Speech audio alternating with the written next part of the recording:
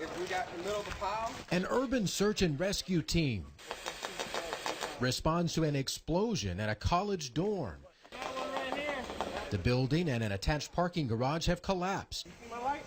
The team has to search the rubble for victims. Where are you hurt? Treat them on site. I got a open right-sided femur fracture. Then get them out of the rubble 3 patients go for Team Red. and to a hospital. These doctors and paramedics from all over the country are going through 50 hours of training. The extreme realism here is second to none. To be certified to serve on urban search and rescue teams. I like the idea of, helping people. As part of a team from Florida, Dr. George Hernandez deployed to Haiti after the devastating 2010 earthquake. I was in the hole with the patients and treating them before they were extracted. He says this training is as close to that experience as he's seen. It's incredible. Illinois paramedic Keith Fontana agrees. Everything that we would see in a disaster that we would respond to, they created here. Here is the Guardian Centers.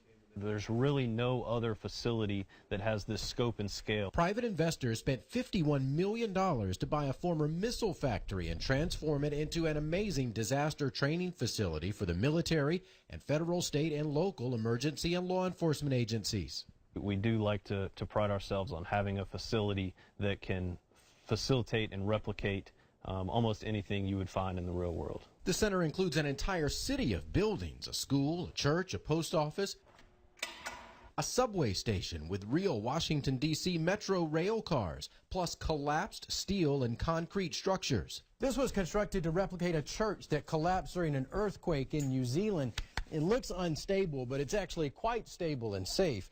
All this debris, well, that's a different story. Tons of it brought in to enhance the realism of the training. It's all about the realism. You cannot beat a realistic collapsed structure. This disaster city even has its own private 1.1 mile long interstate. Possibilities are endless for that. High-speed pursuit, vehicle extrication, route clearance. GM donated 300 cars. Trainers can crash, crush, or blow up.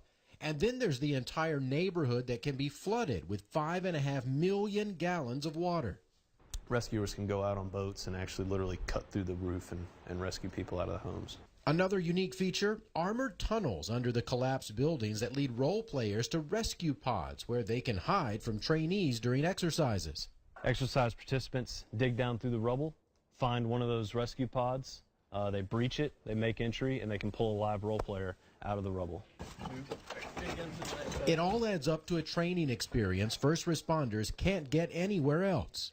I think it gives them the best reality that you can find in the country. A disaster city preparing them to save lives in real cities around the world. As cars rush rhythmically by, most of the drivers probably don't even notice the overgrown old house next to the road. This house is solid wood. But Michael Outlaw not only sees it, I see a beauty. he hears it. I can just hear the sound of what it would make. Michael rides the back roads of South Georgia, These houses are hard to find. looking for places that could use some salvation. So that piece of wood right there is probably 400 years old. He reclaims centuries-old heart pine wood, takes it back to his workshop,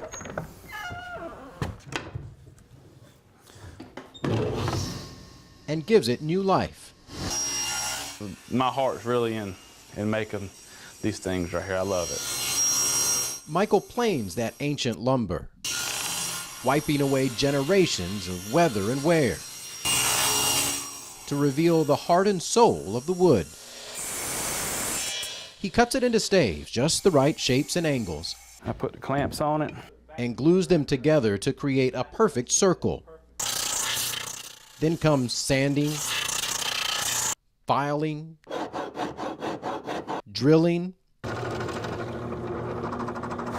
buffing. It's very important about this edge right here to be just right. All this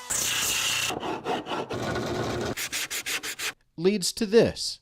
And it definitely has a unique sound too. Michael's handcrafted drums not only have a distinct sound,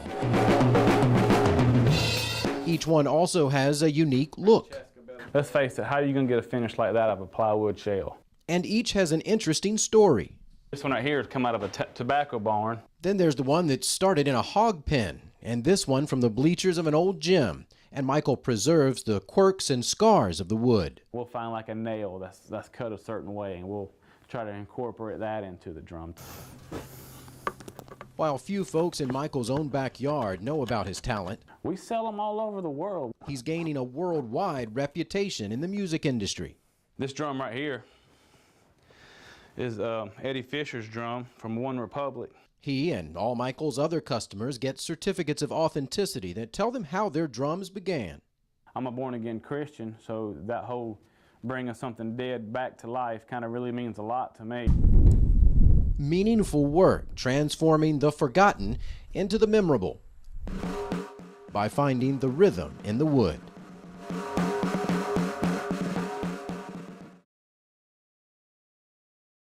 You're accused of killing a baby girl, Greg. Did you do it? In handcuffs, surrounded by detectives, Greg Evans has nothing to say. He remains silent even as he's placed into the back of a police car. Greg, you got anything to say to the baby girl's family? According to autopsy results, That goosebump-inducing voice belongs to Rutha Mae Harris. It's a gift from him, and I use it as often as I can. A founding member of the Freedom Singers. The Freedom Singers carried the story of the civil rights movement through song. Carried that story through 46 states, more than 50,000 miles, and 9 months raising money for the Student Nonviolent Coordinating Committee. But it all started in Albany. There was no music like the music here in Southwest Georgia. Historians agree. The Albany sound was distinct. It was a cappella.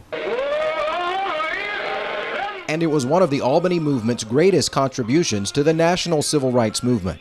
People left Albany and went to other civil rights sites and carried those songs with them. In Albany, those freedom songs were a vital part of the movement's mass meetings. The songs would inspire you to get up out of your seat and join that march. Harris's voice was so inspiring, even the police chief would ask her to sing from jail. Oh, freedom. Preacher would always holler to my cell and say, "Hey, Rutha, sing that song about me and Kelly."